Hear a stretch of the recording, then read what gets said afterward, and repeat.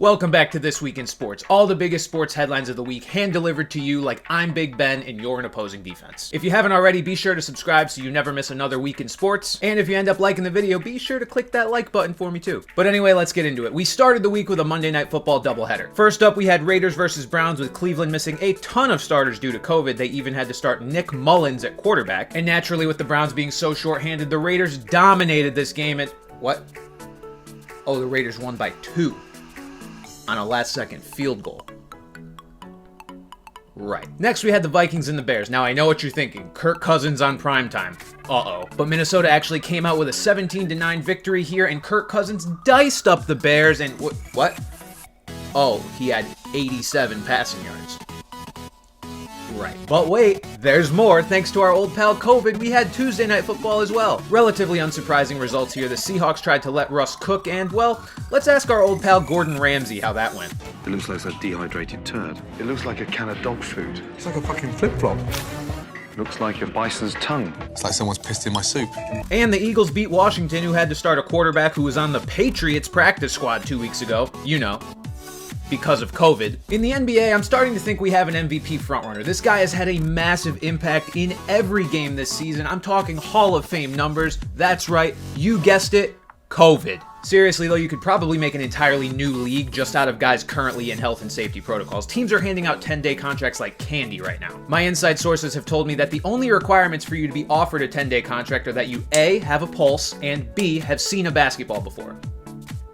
At least once. Now listen, it sucks that COVID is wreaking havoc on the NBA, but I gotta say, I do find it kind of dope that so many guys are getting a chance that would never step foot on an NBA court otherwise. You've got veterans like Joe Johnson making their way back to the league. I mean, look at this old man bucket. This is straight out of your local YMCA. Then you've got Brandon Knight, who at least has a chance, however small it may be, to make up for that time he got put in a body bag by DeAndre Jordan. That was in 2013, by the way, if you want to feel old. You've got Lance Stevenson, who I can just tell is about to go off any day now for one of his patented 10-10-10 triple doubles. Actually, he might be more of a 5-5-5 guy these days, but either way. And then you've got the college stars that we didn't know if we'd ever see play at this level. The guys like Mac McClung, Cat Barber, Admiral Schofield, and then you've got whatever a Hassani Gravett and Charlie Brown are. Meanwhile, benching Kemba Walker may have been the smartest thing Tom Thibodeau has done as Knicks head coach, because apparently a couple weeks off was all it took to transform Kemba from Alan Crabb to Allen Iverson. Friendly reminder, the Blazers once gave Alan Crabb $75 million. The Lakers have been trash, and not because of COVID, they're just kind of trash. So much so that Michael Beasley is using Twitter like it's LinkedIn and applying for a job with them. Do you know how bad you have to be for Michael Beasley to watch your games and think, you know what they really need right now?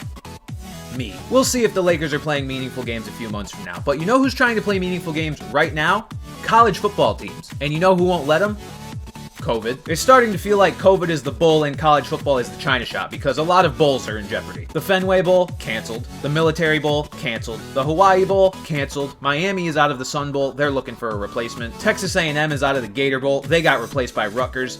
Ew. And the CFP committee even said that the national championship can be decided by COVID forfeiture if it comes down to it. Just imagine if Cincinnati ended up as the national champions by a technicality. I mean, I guess it wouldn't be the biggest injustice they've ever been a part of as it relates to bowls. You know, it's starting to make a lot of sense why Joe Burrow said he doesn't really go anywhere, considering his only options are restaurants that serve that or the zoo where Harambe died. Speaking of Burrow, who absolutely torched the Ravens, by the way, but we'll get to that, let's get back to the NFL. Off the field, we had some interesting headlines, including Le'Veon Bell signing with the Bucks, which is good because he was about to become a boxer. Now, we kind of figured that was his plan after this tweet, but I'm glad he got another NFL contract, because challenging Jake Paul to a boxing match is the universal symbol for I'm a broke, washed-up celebrity and need money. Please help. Cam Akers got activated off injured reserve because he is a cyborg. The guy tore his Achilles 5 months ago, and we may actually see him in the playoffs. I mean, Jesus Christ. The Giants announced they're planning to bring back Joe Judge and Daniel Jones. Now, Daniel Jones, I'm not the biggest fan, but I do understand the Giants have a lot more issues beyond just the quarterback, so I get maybe giving him one more year. Joe Judge, on the other hand, I'm not entirely convinced Giants fans won't just drag him out of the stadium themselves before he actually gets a chance to coach week 1 of next season. On the field, the Browns played on Saturday and Baker Mayfield was trash again. But now that Odell's been gone for a while, he'll have to blame something else.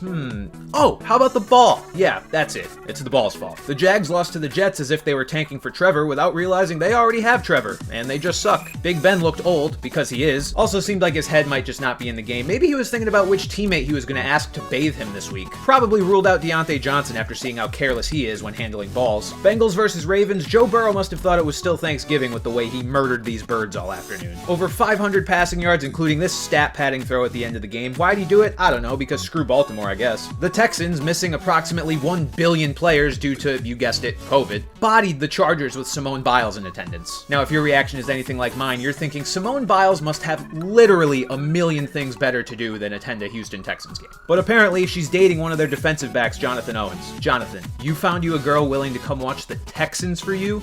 You hold on to that girl, and you hold on tight. On Sunday Night Football, the Dallas Cowboys gave the Washington football team a collective wedgie and hung them from a metaphorical flagpole. Now, Washington, known as a very classy organization, handled this well. And by that, I mean 2 linemen got into a fight on the bench and Bobby McCain tried to kill Dalton Schultz. On another note, this game featured the 3rd offensive lineman touchdown of the day. Here they all are for your viewing pleasure. And we will finish up Week 16 tonight with Saints versus Dolphins. New Orleans heads into this game with Ian Book as their starting quarterback, which I'm sure will go well. The fact they tried to pull both Drew Brees and Phillip Rivers out of retirement this week surely has nothing to do with their thoughts on Ian Book. But that'll do it for this week in sports. Be sure to subscribe and like the video if you haven't already. And if you see any sports headlines throughout the week that you want me to include in next week's video, just follow me on Twitter and tweet them at me at Brandon Carney on the old Bird app. And let's see what this week in sports has in store for us. I'll see you guys next time.